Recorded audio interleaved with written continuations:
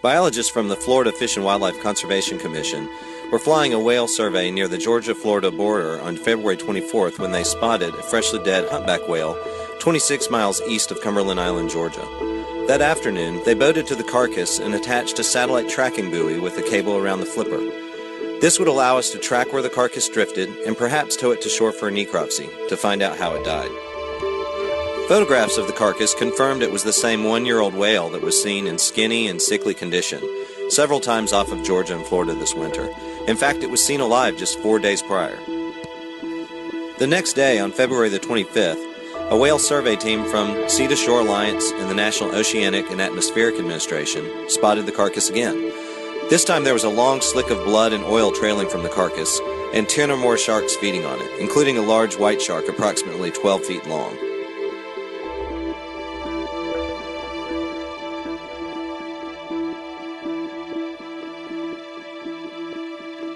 The following day, biologists from the Georgia Wildlife Resources Division boated to the location with cameras, including an underwater camera mounted on a pole.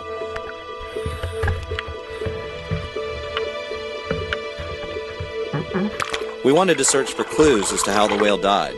We know that this whale had been entangled in fishing net when it was spotted off of Massachusetts last summer, and a different humpback whale was found dead off of Florida this winter from a parent vessel collision.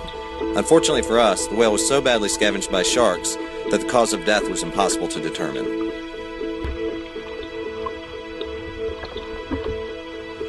When we arrived, there were 2 sharks actively feeding on the carcass.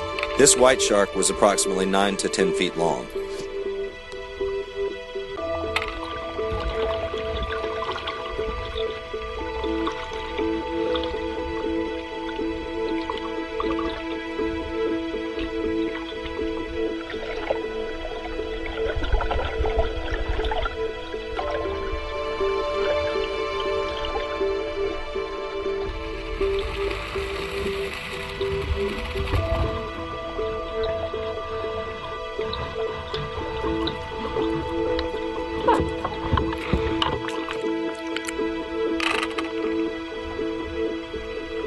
This tiger shark was probably 6 to 8 feet long.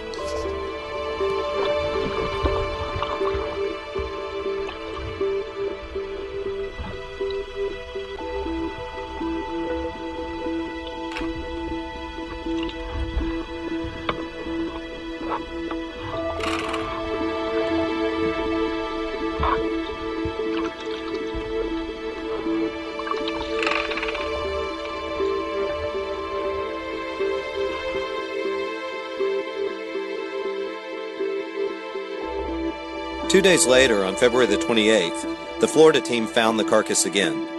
This was all that remained, just 2 flippers and some white blubbery tissue, still being scavenged by sharks. On March 1st, the satellite tracker stopped transmitting 18 miles east of Amelia Island, Florida, possibly because the remains sank to the bottom. In less than 5 days, sharks had reduced a 28-foot-long whale to mere scraps.